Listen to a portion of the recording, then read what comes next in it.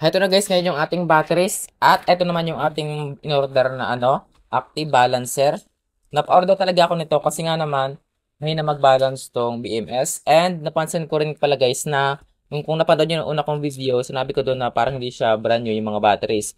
Ang isa pa doon sa naging karagdagang information natin kung experience ko kung bakit parang hindi siya talaga original ay sa pagbabalance ng battery. Alam nyo kahit i-ano nyo siya, kahit i-parallel nyo sa lahat ng sama-sama yung mga batteries, 24 hours, hindi pa rin talaga mag-balance ng eksakto yung mga battery.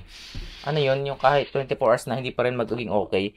That's why, kahit na hindi na siya talaga ganun, mas maganda lagi pa natin ng active balancer para magamit ko naman ng mas maayos. Dali pa rin ba to? Check ko nga. Yes, dali pa rin siya. Dali BMS pa rin na from Power Central 4S 1 amps. So 1 amps lang yung nito. Equalizing power, equalizing current. So bubuksan muna natin, tingnan muna natin kung ano nga ba laman ng balancer ito. Pero tingin ko yung mga capacitor to. Tingnan natin. Okay, ito yung laman. Ayan. So ayun, mga capacitor yung laman ng balancer. Ayan. Ganyan lang siya. Kita nyo ba? Malinaw ba? Ayan. So balik na natin to.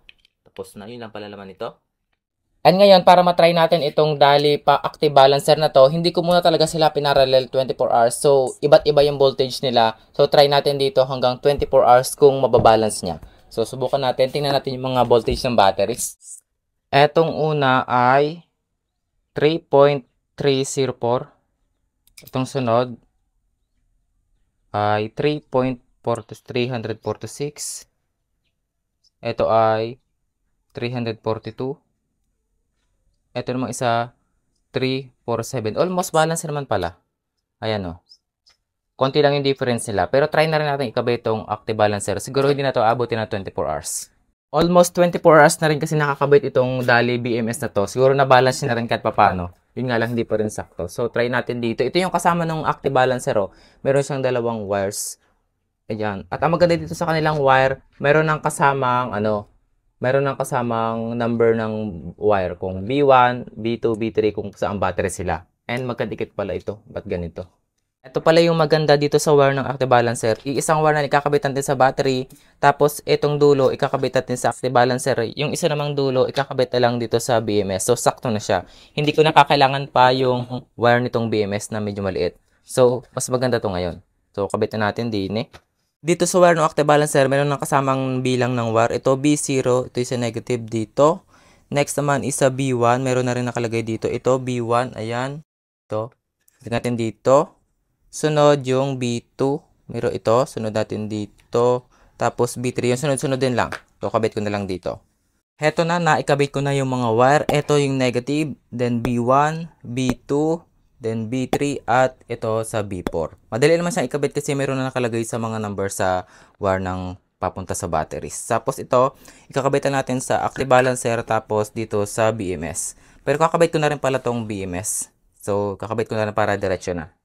So, ito, ikakabitan lang natin itong mga BMS at sa active balancer. Ito muna unahin natin sa BMS. Ito, ayun, saktong-sakto rin naman yung sa active balancer na kasamang wire. Tapos, eto naman dito sa ating active balancer. Dito sa baba. Dito sa baba, ayan.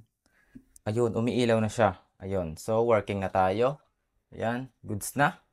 Etong yun yung battery, kinabit ko na dito sa solar setup. Tapos, sinarge ko na rin. Tapos, ngayon, alas 2 ng hapon, full charge na, ayan o. Nagpo-flow charge na siya. Dito ay 14.6 na rin. So, try natin i-measure dito sa multimeter. Ito yung voltage na ngayon. 13.7 volts, pero dito ay full charge na. Isa-isahin naman natin din eh.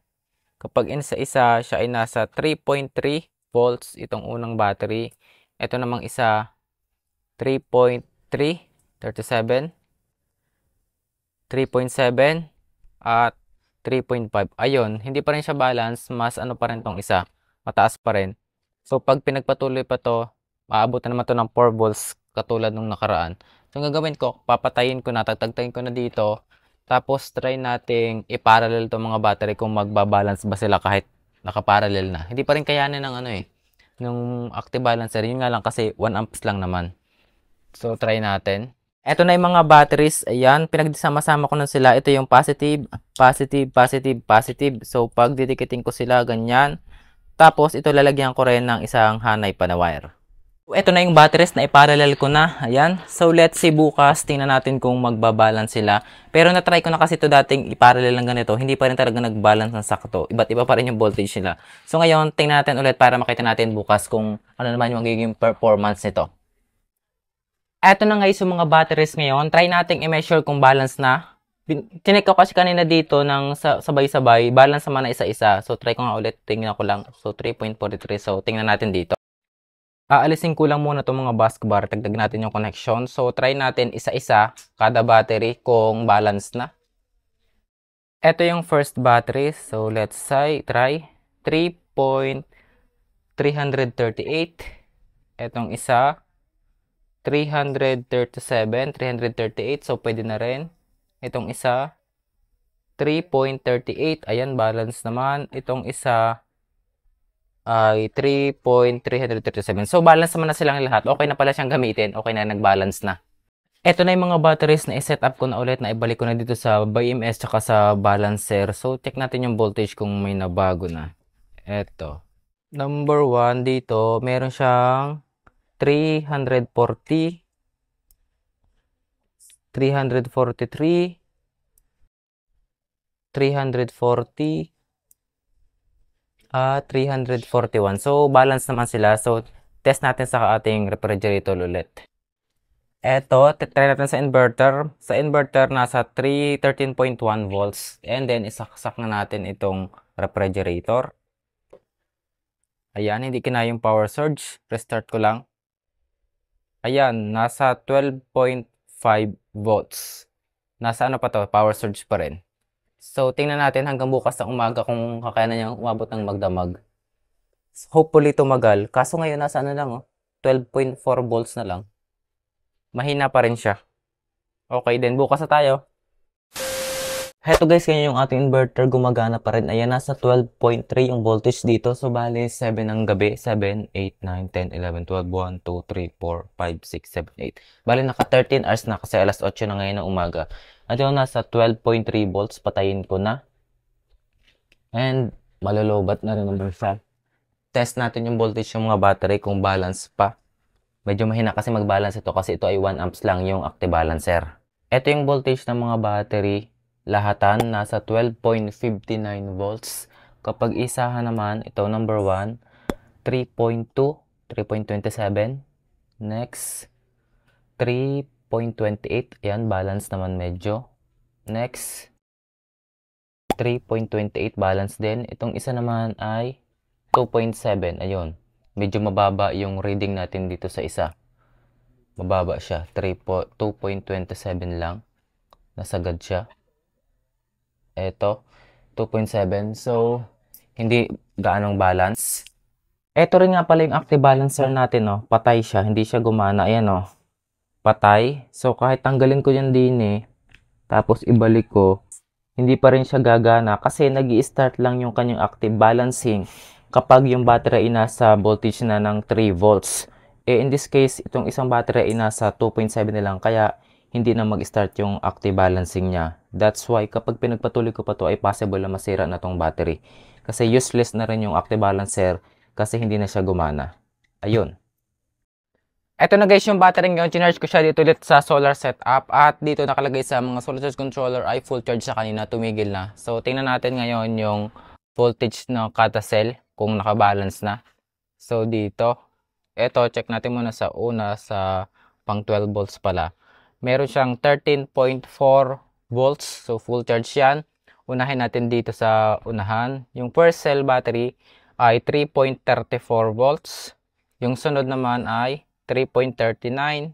Sunod, 3.35. So, medyo okay naman. At yung last, 3.34. Medyo balance naman. Mas maganda siguro kung yung active balancer nasa 6 amps pa. Siguro mas maganda. Ito kasi ay nasa 1 amps lang. And now guys, magkano nga ba yung nagastos ko dito sa isang battery sa atap na to? Lahatan na. So number 1, unahin natin sa mga battery. Ito ay 1, 2, 3, 4. Apat na prismatic batteries, 100 ampere hour. Nasa 2,200 to kada isa. So gumastos ako sa battery pa lang ng 8,800 pesos. Battery pa lang yon. Tapos ito mga busbar naman. Ito, 1, 2, 3. ito ay gumastos ng 105 pesos. Tapos itong BMS Dali ay 1,943 pesos, 100 amps. And then itong active balancer ng Dali pa din, ito ay nasa 556 pesos. O di ba mas mahal? And nagtaka kayo kung bakit 1 amps lang yung binili ko. Eh kasi Dali kasi to, alam niyo, nakabili na ako dati ng mga gamit sa mga battery na hindi galing Dali o hindi sila galing sa power center. Labil silang nasira. Kaya nagtiyaga muna ako dito sa 1 amps kahit na mahal. Basta sulit naman, gumagana naman na maayos and working naman talaga. Pero still, nag-try pa rin naman ako ng 6 amps na active balancer. Hindi pa nga lang na-deliver, nasa shipping pa lang. Try ko siyang gamitin dito kung gagana ng kung mas mabilis na mag-balance. Hindi kasi ko sure kasi mas mura yun eh. Mas mura pa dito. Nasa doble ata yung price nito sa 6 amps na ibang active balancer. Dati kasi nakabili ako ng BMS na mumurahin lang katulad nito. Na napakita ko na sa inyo dati. Mabilis ang nasira. Hindi sila galing sa power central, iba yung kanilang mamurahin lang talaga. So, nagtaga naman akong bumili ng mas mamahaling BMS, Dali pa rin. Yun yung nilagay ko dito at until now, gumagana pa rin. Mas maganda talagang, kahit somehow, kahit medyo mahal, basta tagay nyo quality, mag-invest talaga kaysa bibili kayo na mura. Ilan na yung mabibili nyo, tapos hindi rin pala uubra, hindi rin magagamit ng ayos, mas mapapamahal tayo. So, go na dun sa mas kilala at talagang napapagkatiwala na gagamit na mas maayos. And then, i-compare naman natin yung mga prices ng mga batteries sa market at dito sa ating DIY na to. Itong DIY na to, gumastos ako dito ng 11,404 pesos. At yung performance niya naman na hindi pa rin gaanong kagandahan. Hindi pa rin para sa akin. Tapos, yung iba naman battery na LB Topsan, yun ay nasa 13,000. Nabili sa Shopee. Tapos, yung isa naman battery na ginagamit ko diyan ay yung Go Kilowatt. Go Kilowatt 100 ampere hour kasi na battery na nagamit ko. Dalawa talagang protection sa input tsaka sa output. Kapag full charge na yung battery, automatic na nagka-cut off. And then, at the same time, pwede mo rin siyang i-stop. So, in short, this 100 ampere hour DIY battery versus yung Go Kilowatt na nagamit ko na talaga, doon pa rin ako sa Go Kilowatt kasi okay talaga yung performance niya kumpara dito. Tsaka mas maraming features yun kumpara dito. Pero still, mas mura naman to kumpara doon.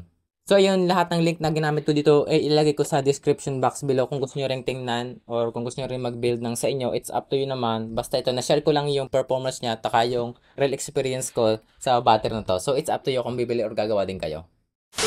Guys, finally matutuloy na rin yung pampag-giveaway natin ngayon dun sa nanalo dun sa aking YouTube channel. So, ito yung big giveaway natin ngayon. So, dito, lapit kayo dito. So, number 1, meron tayo dito, yung foldable solar panel. Actually, matagal ko na talaga siyang papag-giveaway sana kaso hindi nagre-reply yung mga nanalo. So, ito yung una-una ko talagang papag-giveaway talaga noon. Bali, ito ay 20 watts solar panel daw. Ayan. Ayan, ganyan siya. Napo-fold. Makapag-charge ka ng cellphone, mga maliliit na cellphone. Tapos, sinamahan ko siya ng, wireless Bluetooth earphone. Actually, isa lang talaga papag-giveaway ko dati. Kaso, tumagal, dinagdagan ko na nitong earphone na may kasamang yung kanya mga case. Tapos, tumagal lang alat ng tumagal. Wala talaga nagkiklaim. Ay dinagdagan ko naman ngayon ito. Ito ay mga multimeter. Habotest multimeter. Ito yung ginagamit ko dati. Mas maganda kasi ito digital siya. Ayan.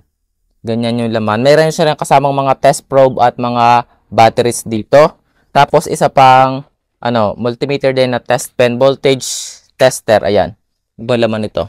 Actually, ginamit ko ito dati kaso meron nga akong ginagamit kaya papag-giveaway ko na rin lang. Ayan. Ito na yung laman. Isang box lang sila. So, ipapack na natin to. Actually, hindi alam nung nanalo na ako yung magdadala. Sabi ko kasi, mag-aantay muna ako ng flash dito sa amin na mag-pass para papadeliver ko na lang. Yun nga lang, pupunta naman ako ng Kalapan kaya ako na lang yung magde-deliver doon sa kanilang bahay. Malapit lang naman yun sa Kalapan kaya kaya ko na sigurong puntahan. Hindi na ako maliligaw. So, game. Eto guys, nandito na ako ngayon sa kalsada. Nag-aabang na ako ng van. Kaso madalang yung dumadaang van ngayon kasi umaga. Ayun guys, nandito na ako ngayon sa loob ng van and luckily hindi na ako nagsusuka. Dati kasi nagsusuka pa ako pero ngayon yung katabi ko na yung nagsusuka. Siguro medyo nasanay na rin ako kakabiyahe kaya hindi na rin ako ganong nahihilo sa van. Ganito kalayo yung binahay ko ngayon from Bungabong to Masipit, Calapan City. Medyo malayo din. Pagbaba ko ng 5 sa Calapan City, nagsakay naman ako ng tricycle papunta naman sa Masipit, Calapan City. Hindi kasi dumediretso yung van doon. And then ayun, nakarating na ako. Nakita ko na yung nanalo dun sa ating giveaway and nagulat ako kasi bata pala. Akala ko medyo matanda na. So ayun, good luck and yun lang.